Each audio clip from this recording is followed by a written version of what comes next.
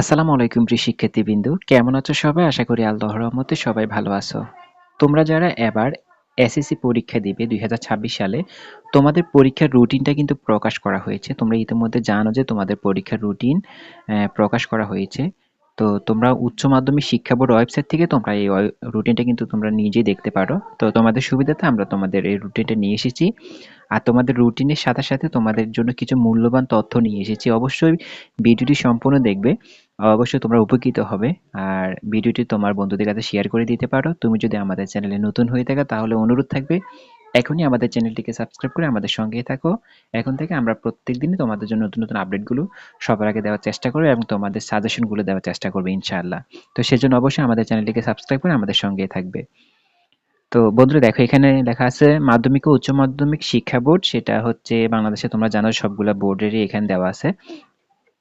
আরেকটা কথা বলে রাখি শুরুতে, সেটা হচ্ছে মাদ্রাসা বোর্ডের যে রুটিনটা এখন পর্যন্ত প্রকাশ করা হয়নি। অবশ্য আজকে বা কালকের মধ্যে প্রকাশ করা হবে। তো সেই রুটিনটা আমরা সবার আগে তোমাদেরকে দেওয়ার চেষ্টা করব। আর রুটিন পাওয়ার পরই তোমাদের জন্য কিছু জরুরি কাজ আছে, সেই কাজগুলো অবশ্যই আমরা বলে দিব। এজন্য অবশ্যই আমাদের সঙ্গেই থাকবে। তো এখানে 8টি বোর্ড আছে, 8টি বোর্ডের এখানে রুটিন প্রকাশ করা হয়েছে। এত দ্বারা সংশ্লিষ্ট সকলের অবগতির জন্য জানানো যাচ্ছে 2026 সালের মাধ্যমিক ও স্কুল সার্টিফিকেট এখানে পরীক্ষার নিম্নোক্ত সময়সূচি অনুযায়ী অনুষ্ঠিত হবে। তো তোমরা এখানে দেখো, পরীক্ষা সকাল 10টা থেকে শুরু হবে। প্রথম দিন হচ্ছে 21 তারিখ পরীক্ষা।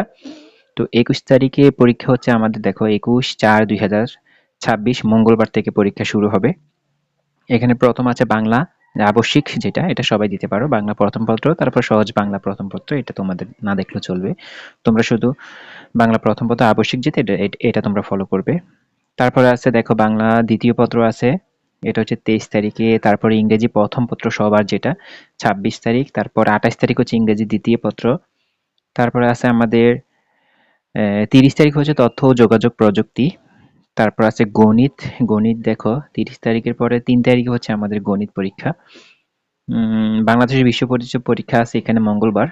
অবশ্যই এটা যারা গ্রুপ ভিত্তিক এখানে সাবজেক্টগুলো আছে, তোমরা গ্রুপে সাবজেক্ট দেখে নিতে পারো। ইসলাম শিক্ষা আছে, ইসলাম শিক্ষা তোমরা এখানে পরীক্ষা হচ্ছে 7 তারিখে। ইসলাম শিক্ষা, হিন্দু ধর্ম, বৌদ্ধ ধর্ম এবং খ্রিস্ট ধর্ম সবগুলো এখানে দেওয়া আছে। তারপর 10 তারিখে পরীক্ষার মধ্যে দেখো পদার্থবিজ্ঞান, তত্ত্বীয় দেখো বাংলাদেশের ইতিহাস ও বিশ্ব সভ্যতা, এটা হচ্ছে সম্ভবত আর্টসের। আর পদার্থবিজ্ঞান সায়েন্সের। আর ফিনান্স ও ব্যাংকিং হচ্ছে তোমাদের কমার্সে যারা আছে তারা। এখানে দেখো ভূগোল যে বিষয়টা আছে, ভূগোল যে পরীক্ষাটা দিবে, এই পরীক্ষার সময় কিন্তু শুধু যারা আর্টসে আছো তোমরাই শুধু পরীক্ষা দিবে। মানে তোমাদের সাথে আর কোনো ডিপার্টমেন্টের পরীক্ষা থাকবে না।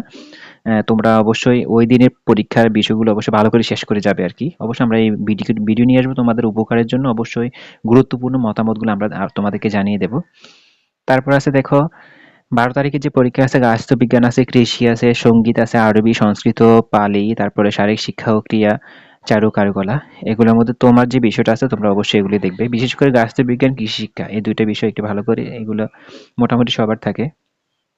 এখানে কমার্সের জন্য হিসেব বিজ্ঞান বিষয়টা দেখো, হিসেব বিজ্ঞান বিষয়টা কিন্তু তোমরা আলাদা পরীক্ষা দিবে। তো যে বিষয়গুলো তোমাদের আলাদা হয় সেই বিষয়গুলো কিন্তু একটু হার্ড হয়, জানো। ওই সময় তোমরা স্টুডেন্ট অল্প কিছু স্টুডেন্ট থাকবে, তোমাদেরকে কিন্তু প্রচুর গার্ডের মধ্যে রেখে পরীক্ষা দিবে। তো এটা সব জায়গায় হয়, আমাদের এলাকাতে এরকম হয়, আমরা দেখেছি, আমাদের সময় ছিল। তারপর আছে দেখো 14 তারিখে আছে রসায়ন আছে, সরি, তারপর 14 তারিখ হচ্ছে রসায়ন, পৌরনীতি ও নাগরিকতা। তারপরে আছে তোমাদের ব্যবসায় উদ্যোগ। তো রসায়ন হচ্ছে সায়েন্সের জন্য, পৌরনীতি ও নাগরিকতা হচ্ছে আর্টসের জন্য, আর ব্যবসায় উদ্যোগ হচ্ছে কমার্সের জন্য। তারপরে 17 তারিখে আছে দেখো উচ্চতর গণিত আর হচ্ছে বিজ্ঞান।